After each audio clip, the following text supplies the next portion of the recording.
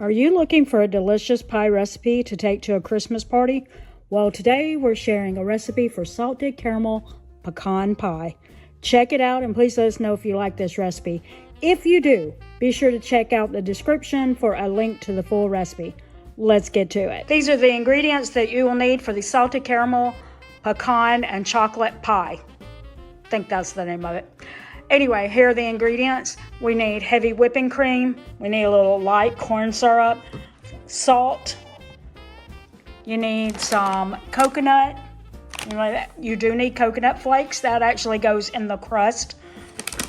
You need some graham crackers for the crust. It does call for bittersweet chocolate. Joel is not a fan of bittersweet. He said he wanted semi-sweet. So I think it'll be fine. So we're going to put semi-sweet in there. You need butter. You don't need 2 sticks. You need like 10 tablespoons, which would be 1 stick plus a couple of tablespoons off of a second one. And then you need some pecans. You are to toast these pecans, so I'm going to be doing that while I also get out I have to use a mini chopper to shred up my graham crackers, but if you have a food processor, you'd be using that. I don't have one, so I'll be going with the mini chopper. But anyway, while I'm doing this, I will also be toasting the pecans in the oven. I have placed my pecans on the tray. Didn't add anything to it. I'm going to put that in the oven on 350 degrees. It's normally like 5 to 10 minutes, but you're supposed to like shake it about halfway through. So I am going to set a timer because I might get distracted.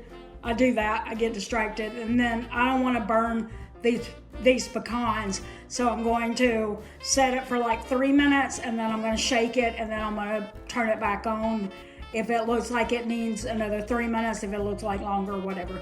But anyway, that's what I'm going to do, and then I'm going to get busy crushing up my graham crackers. If you have a food processor, this is going to make what I'm doing like different because I don't own one, so I can't do it the way that it said to.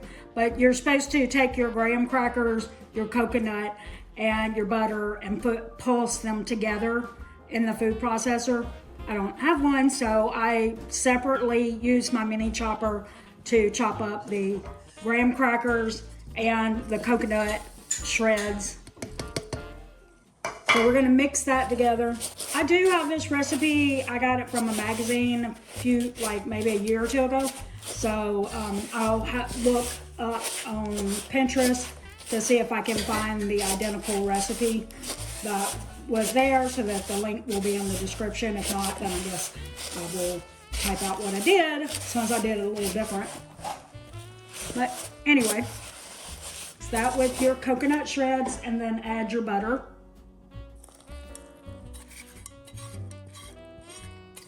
This is only 6 tablespoons of the butter. You do have to have 4 more tablespoons for a different part of the recipe. So we're just going to mix this together, and then we're going to be pressing it down in our pie plate.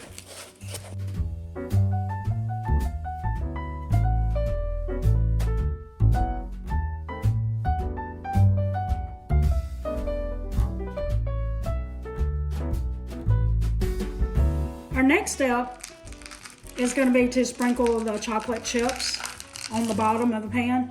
I thought this was a really odd thing to do. You did too? Yeah, because usually when I do mine, I mix it in a bowl. Yeah, Joel has shared a chocolate pecan pie recipe on the channel before. We'll link it in the description so you can see that. So this is different than what he normally does. So it's a little odd that it says to put the chocolate chips down like this and then to add all the pecans on top. So now what I'm going to do, I'm going to look for an easy way to get the pecans on top.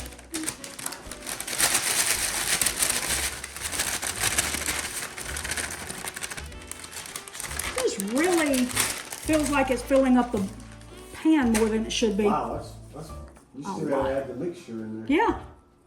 Huh. Yeah, I'm really concerned. Maybe this is an 8-inch dish.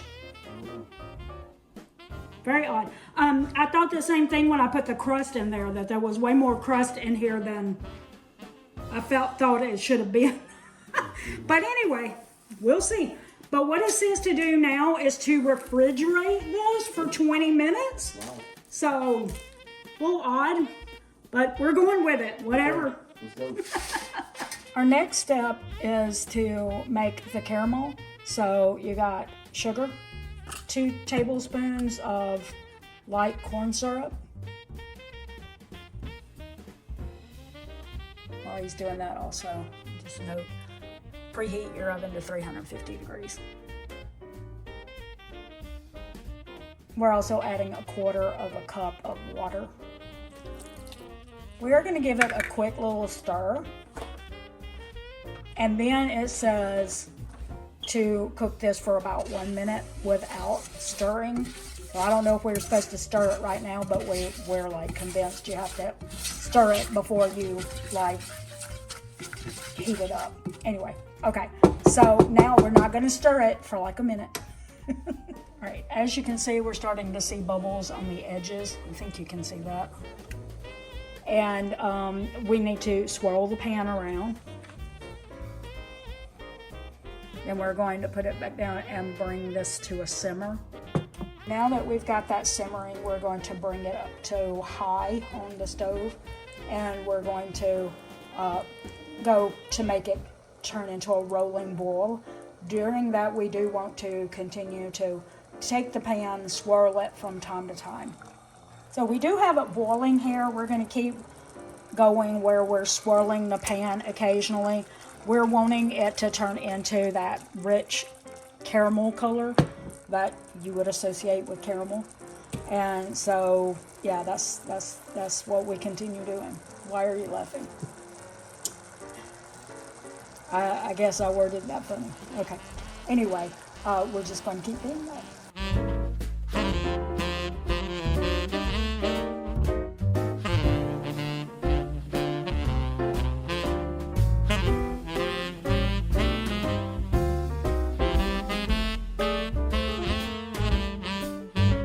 Okay, now we're adding our butter, which it did make a point of saying make sure to cut it into small pieces, and then some salt, like 1/4 teaspoon, I think it was. Okay, and then it just says to shake the pan. No stirring, huh? Wow. For that stuff, yeah. Now, we didn't say it there, but you do take it off the heat to add your butter and salt, and then you shake it around until the butter is melted, and then you put it back on the eye, but on medium heat instead of high, and that's where we're going to add some heavy whipping cream, which, by the way, I realized that when I said the ingredient list, I did not have sugar sitting out there, and I didn't say it. So sugar, obviously, because you can't make caramel without it. You're going to whisk that heavy whipping cream until, what did I say, it was smooth, a little thicker. Yeah, about 1 minute, I think it said. So it does say to continue stirring that until it's thickened and a deep amber color. And so it has definitely turned the deep amber color, but it's not very thick. So we're going to stir for a few more seconds because it did say 1 minute and it hasn't been a whole minute. It's starting to thick up. Okay. Starting to thick up. Starting to thick up. Getting thick. This is the pecan pie part that we had in the refrigerator. It did say to take it out and put it on a pan that has like a rim on it. So for whatever reason, we'll trust them. So this, we're going to pour that over that when we feel like that is thick enough. All right, we are ready to pour our caramel over our pecans. Tell us down in the comments, do you say caramel or caramel or caramel?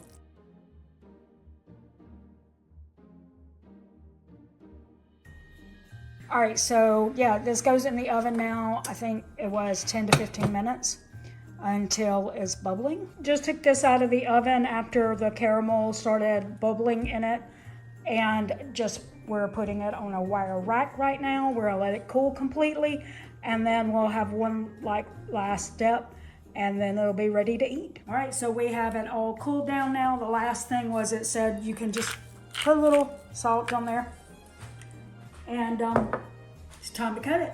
All right, let's do it. All right, Joel, cut that pie. You cooked that pie. You cut that pie. Okay, it's not as thick as I thought it was going to be. It's not as what? Thick.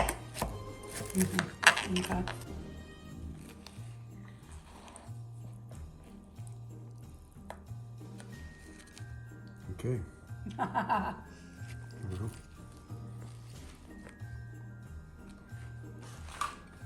Okay.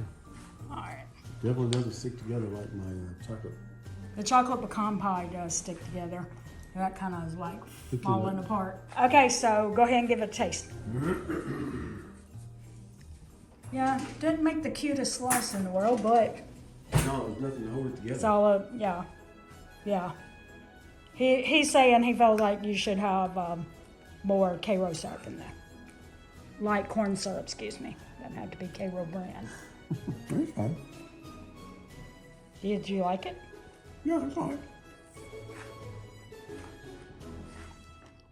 I'd say take it to a Christmas party because, you know, it may make some not so put together slices, but it's all about the taste, right? That's right. It's worth it? Sure. Sure. Okay. It sounds like really like, yeah. No, it's good. It's good. Not cute when sliced, but the pie itself is very cute. Now, if you sit and you put it in the refrigerator overnight, it may firm up. Oh, yeah, yeah. Joel says if you put it in the refrigerator overnight, it might firm up, which would help it stick together and make normal slices. So maybe that's the thing to do. And we didn't do that. So we say recommend? Sure. Recommend, but put it in the refrigerator maybe like overnight or at least a few hours. That might help firm it up. We hope that you enjoyed today's recipe and would love to know if you plan to try it. If you would like to see another one of our Christmas treat videos, we're going to put it right here on the screen. If you found value in this video, please consider liking, sharing, subscribing, and hyping our video to help us with the algorithm. And until the next video, we want to thank you for watching. Don't forget, it's a long run. Give yourself a little grace. Merry Christmas!